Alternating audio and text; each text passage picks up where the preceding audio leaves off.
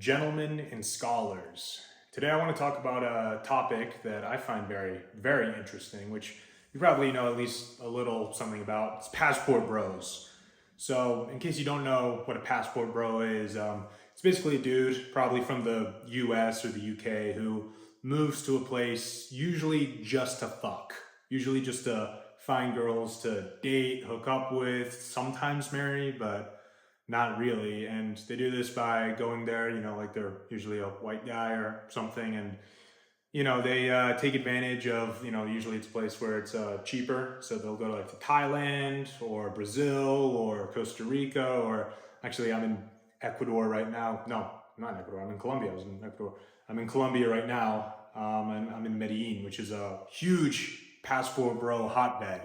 So I don't know. They'll go to these places, hook up with chicks, and I don't know. Like they'll usually be like usually the main concern is like that they say is like, yo, the women are just more feminine here, like they just get it. Like they have more familial values, and they're all whores, but they're also like more conservative and they want to fuck dudes. And I'm like, okay, let's just ignore. Like, I that kind of makes sense, I guess. And and they come, they like bring like their U.S. salaries. Usually they will work remote or like do an entrepreneurship thing or something, and they'll be ballers. Like you can get a sweet ass apartment for way cheaper than back home in the U.S. and just you can live a fucking sweet life. And honestly, I get it. I think it's actually really smart, like in the short term. And I'm gonna explain why it's only in the short term, but I think it's a good plan, really. Like, you get everything sorted out. You have like a cool girl that you like you can live a cool life, you can drive a nice car. But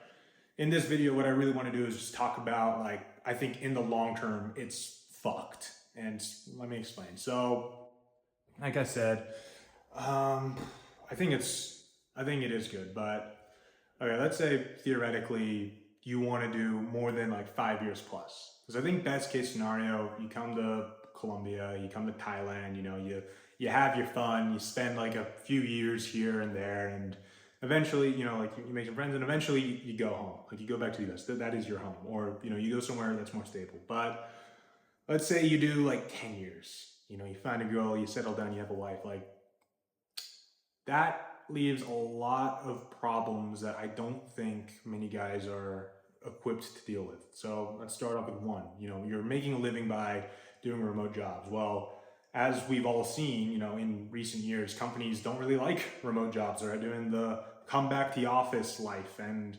it's not easy to do that when you are in a country where, let's say you do lose your job. Like, can you find another remote job in the US? Well, they're shrinking, one. And two, like, there's a chance you're gonna have to be there domestically, at least for the interview or for something like that, in order to land it. So you're at the very least, long term, unless you can build a giant career online, which, is the dream, but unlikely. I don't think you're gonna do that realistically. And it's also like, let's say not even like losing your job, a company is just less likely to promote someone who works fully remote. Like there's numbers that indicate that companies are more likely to trust this guy. Like if you have a boss who, sees you every day, he's gonna want to promote you yourself because he fucking sees you. Other than, it doesn't even matter if you're more productive or less productive. The guy who's off in Thailand, like having fun, like yeah, he gets on the call, he does his work, like maybe he's insanely good, but he's not flesh and blood. He's just pixels on the screen, like I am to you. Like realistically, I'm not a real person unless you meet me in person. So there's that. There's also like lack of infrastructure, I would say. So it's like, I don't know, you go to Colombia, like you're here, like let's say I meet a girl, we get married, we have kids. It's like, okay, well, what if one of us gets sick? Well, all the best doctors are in America, and I'm not gonna have an American health insurance. So I can't just like, jet up for that. And like, what if I want my kids to have a good education? Like at the end of the day, what all you really want for your children is to provide for them and give them like the best opportunities to do what they want. Well, if they go to a public school here, they're not going to learn shit. Otherwise, you'd have more Colombians doing stuff. Like, sure, they'll have the American passport theoretically and could go to the U.S., but they're not going to culturally and educationally be aligned with the people. They're going to be coming in with an immigrant mindset, and they're just not going to have as many opportunities as they could growing up in the U.S. I also think like this isn't talked about a lot, but like you've seen that show 90 Day Fiance. It's like, like the guys, they'll go to Uzbekistan, Russia, Vietnam, whatever the fuck, and they bring like the girl back, and they told the girl online like, "Yo, I'm a baller," and they go back to the U.S. It's like, "Oh, I make 50 grand a year." Like, there's nothing wrong with making 50 grand a year. I would, a lot of people kill to make 50 grand a year, especially from those places, but they're just not used to the lifestyle that the guy can provide. So theoretically, if you're a passport bro, you're a baller here, bro. You're like living a sick ass life.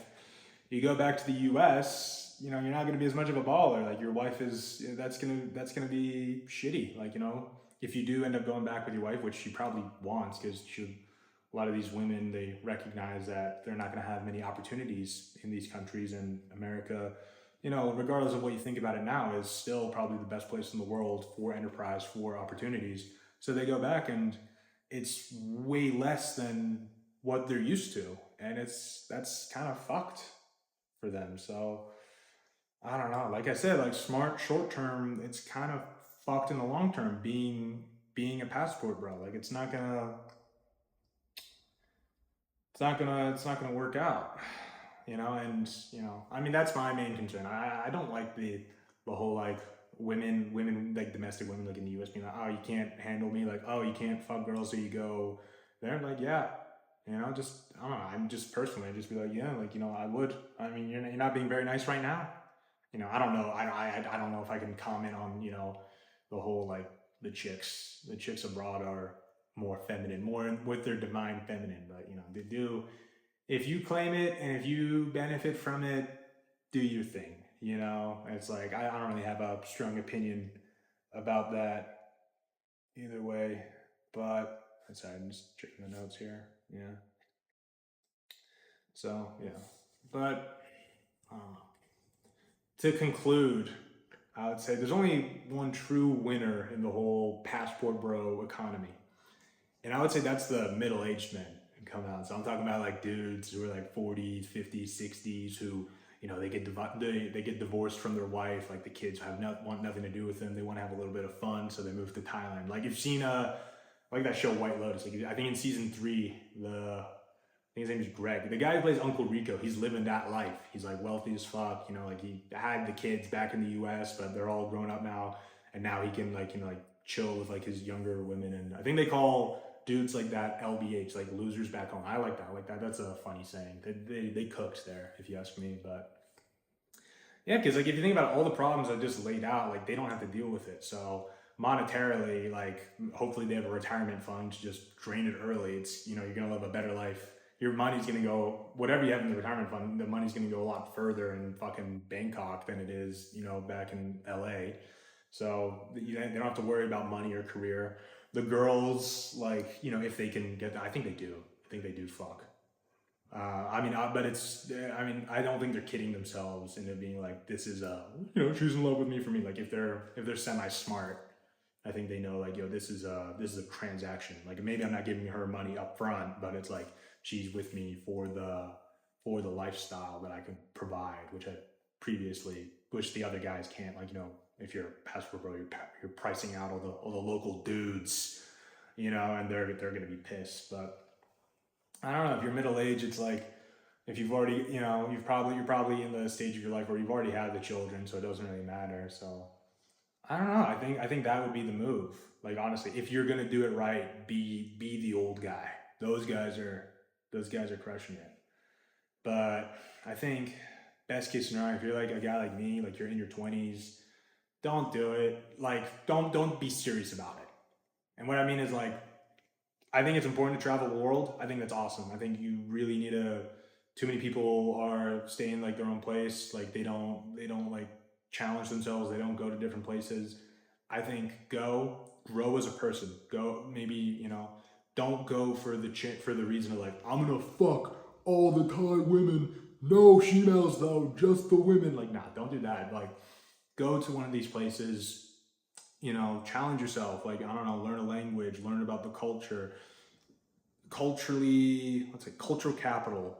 Gain as much of that as possible. I've lived all around the world. I've lived in Hungary, I've lived in Austria, I've lived in Spain, I've lived in England. I'm traveling around South America now, And the one thing I can't recommend enough is, when you go to these places, like just focus on yourself, focus on engaging with the local community, see how different people live, and compare that with like back home. Like see the pluses and the minuses. Don't the harder you dig that stake into the ground, the harder it is to take out.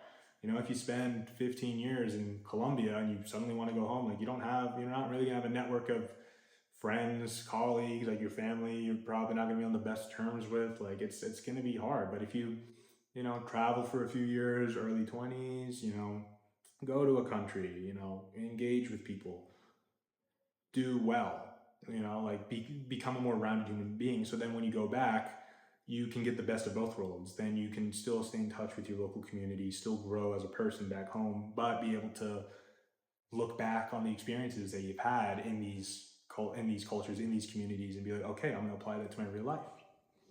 So, oh, there's always been passport bros, really. Like, when you think like the Crusades would have happened if they didn't tell the bros, like, yo, when we get there, you can rape and pillage. Like you think Vikings, Crusaders, conquistadors, the English guys who came over to the US, like, if there were no hoes, guys wouldn't do it. They wouldn't have sent dudes to Australia if there were no hoes. They wouldn't have been happy. Well, they were prisoners, but it doesn't matter.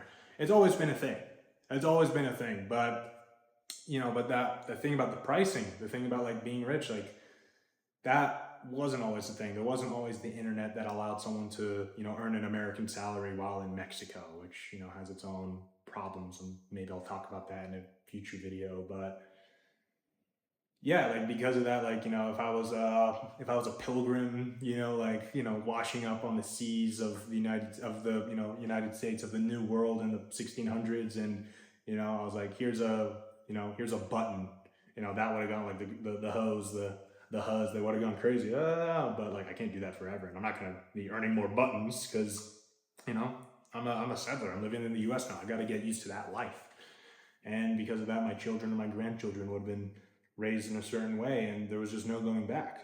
And it's just expectations have changed. So yeah, it's a tricky subject that nobody really wants to talk about because it's just like they're gone. But I think we're gonna see a wave in the next few years of like when shit doesn't work out as well as you want.